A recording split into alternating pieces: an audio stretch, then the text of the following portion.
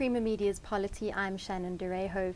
Executive Director of the Ahmed Kathrada Foundation, Shan Balton, joins me to discuss non-racialism and the ANC. Welcome, Shan. Thank you very much for having me here. Now, the Ahmed Kathrada Foundation has just published some interesting research on the issue of non-racialism and the ANC. What are some of the findings of the research report? I think some of the key findings are that, and the positive ones for the ANC, is that there is an acceptance by its members that non-racialism is still an important principle and value that they think must still be worked for. Members, in fact, place it amongst the top 5 priorities that they think the party should still be focusing on. So that's the positive. The negative, however, is that there is a divergence of view as to what non-racialism really means and what it should mean for people, for branch members at the level of the branches and communities. I think what we have found is that the ordinary branch members see non-racialism in a particular way which broadly would be described as humanistic.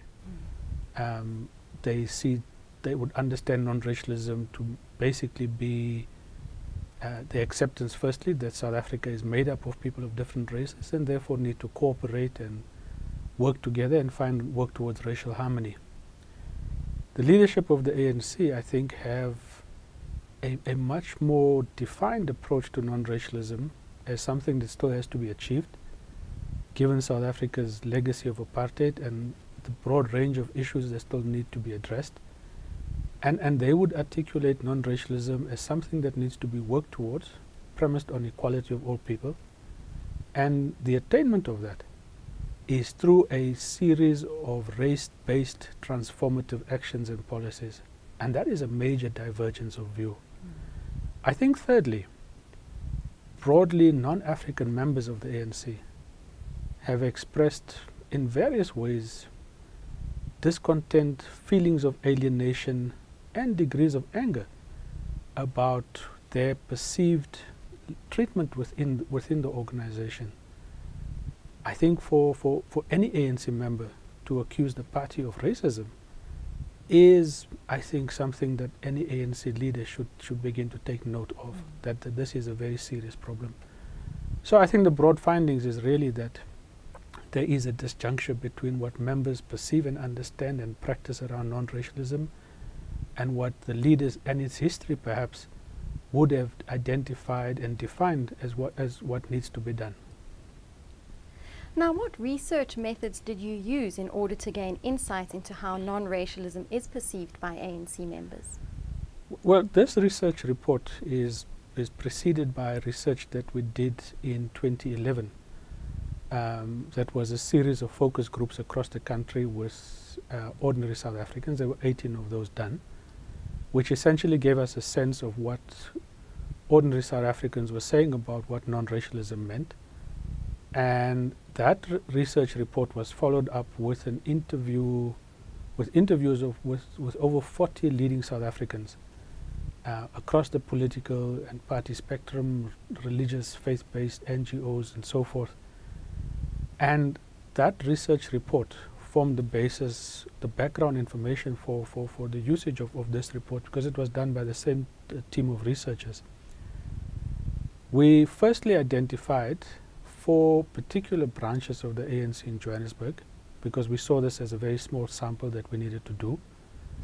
And that cut across race and class. So we did a branch in Lenasia, which was predominantly Indian, a branch in El Rado Park, which is predominantly colored, a branch in Protea, which is predominantly African, and Sandton, which is mixed, with a good mixture of white ANC members. And the approach really took 2 forms, which were structured group discussions of the full branch executives of those areas, as well as interviews with just branch members. And the results were really a combination of the structured group discussions and the individual members themselves. We must say that this is a very small sample. It's 4 branches only of about 50 odd members that we've interviewed. And we say in our report that the findings of this research might or might not be applicable to the general ANC. It could very well be that we've chosen by chance 4 branches where issues of race are uppermost on people's minds, and it might not be applicable elsewhere. We take comfort that the ANC Deputy Secretary General, Jessie Duarte, when we launched our report and she was there to respond to it, indicated in her address that the findings of our research more or less confirmed findings of a similar study done by the ANC themselves, wherein which they had canvassed the views of about 410 branches across the country. So we think that these findings have validity to the broader ANC itself. Now, there seem to be some pretty angry responses in your research from coloured, Indian and white activists in the ANC who do not feel that the party is being true to its non-racial constitution. How do you interpret this? Very difficult, because we did not ascertain how long some of these people have been members of the ANC. So we don't know whether these are particularly new members or whether they are older, longer standing members of the ANC. But irrespective of that, I think that what it does indicate is that members of the ANC, prior to becoming, or when they do become members of the ANC, clearly have not gone through a very structured political education program to understand the ANC's approach towards building non-racialism. And that might well be expressed in party statements and documents, but I don't think branch members have gone through a program to really interpret its implementation at a grassroots level. The kind of anger that comes through the report is perhaps a lack of that kind of education, but is also, I think, an expression of frustration by many of these members that their abilities to explain race-based transformation policies of the ANC to their constituencies who might be affected negatively by those very same policies is proving to be very, very difficult. And therefore, I think one sees this kind of frustration. I think what you also get from a number of non-African ANC members is the fact that the demographics of the areas have changed, branch compositions have changed, and in many areas they would go into ANC branch meetings, and these are predominantly African meetings, and the language within which the meetings are held would be an African language. But they would identify that as being an issue that alienates them. In the 80s, translations and so forth would have been the norm. This doesn't seem to be the case. So if you're sitting there and you don't understand the language, you're just not part of the discussion and you feel isolated. I think that the last thing is that there are perceptions that leadership positions are really just meant for African people. Although there are differences of view, but that seems to be another sentiment that's coming out. There's almost a kind of glass ceiling that people think exists. I'm not sure whether that is true, but that is a perception that is out there. So this anger is really fueled by a lack of understanding, day-to-day realities of policies of affirmative action, black economic empowerment and others. And lastly, I think, is political aspirations and how those are being blocked by perceptions of a glass ceiling that exists. And I suppose compounding all of this is that the continued usage of the terms of minorities, which is no longer a political concept, but a racial concept, further increases this alienation.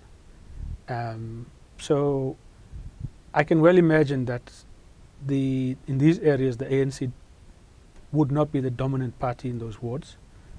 You have branches there of the ANC, and they are being viewed on as being of a minority community and are not able to deliver the support base that the ANC needs in those areas.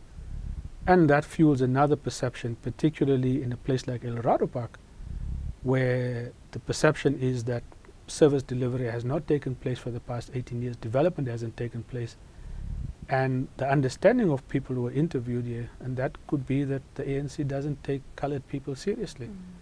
So it can be very, very narrow interpretations. So there's no single answer. But I think it's in all of those that I've tried to explain. Did your research identify instances of the related problem of tribalism and tribal chauvinism among members of the ANC, particularly given the prevalence of provincially based contestation for ANC leadership positions in the build-up to the Mangaung Congress last year? No, this issue didn't emerge directly from our research. Issues around leadership contestation came up, but not related to chauvinism. They came up in relation to people feeling that unless members belong to a particular faction, their chances of getting into the leadership nationally were not going to be very good. The issue of tribalism came up when we launched the report. At the launching seminar of the report, members of the audience pointed out that this was an important omission in our kind of terms of reference for the study itself, because we didn't ask those questions, and indicated that in their view, tribalism was an emerging feature within the ANC that was just as dangerous and divisive as issues of racism was to, I think, the respondents of the study itself. So in that context, I think it was flagged as an issue. Now, non-racialism was a defining principle of the ANC's anti-apartheid struggle and is now enshrined in South Africa's constitution. How would you define non-racialism? Let me just try and read to you two particular pieces from other research that we've done. I think the one is really from, in the words of Ahmed Kathrada himself. And he says that basically as time goes on and society's demographics change, we might arrive at a point where racial classification becomes meaningless and disappears, not through some piece of legislation, but through the complete lack of relevance to individual, national and group identity. So that's one I think way of looking at non-racialism in its post-apartheid context. David Everett, in another study or piece that was done using the focus groups that we had conducted, basically says that if non-racialism is not about redistribution and inequality, it will fail. And it says at the same time it must be anti-racist, not merely seeking some colorblind space where intermarriage and common prayer resolves the problems facing us. It has to attack xenophobia as much as black-white racism. Non-racialism needs to be active, proactive, and attack the current status quo, which is economically, socially, and culturally unsustainable. And then makes the point that for me I think is really epitomizes what we need to be working towards. If South Africa does belong to all who live in it, black and white, then those who live in it, black and white, need to be equal. So really for us, I think non-racialism is more than the touchy-feely good stuff, but has to really be about all South Africans across the color line working towards resolving, I think, the major issues that are leftovers from apartheid. But that must be done in a way that really involves all South Africans looking at what is it that they must contribute and what is it that they must give up to build this new South African identity based fundamentally on the premise that we are all equal. Now, the title of your research raises the question, the ANC still a home for all? Reflecting on your research findings, how would you answer that question? I think theoretically it's still a home for all, but I think many of its own members in this research report would probably be questioning whether it is a home for all. So the ANC would like to think that it is a home for all. Certainly its policy pronouncements and its statements indicate that. Its members, increasingly from the study itself, seem to share a different view. Why they stay in the ANC is something we didn't ask, and it's something we should have asked once we had looked at the study itself, but I think it was too late to go back to those respondents thereafter. I think it's a question best answered by ANC members themselves. Thank you so much for your time. No, I appreciate it. Thank you. That was Shan Balton, Executive Director of the Ahmed Kathrada Foundation, discussing non-racialism in South Africa.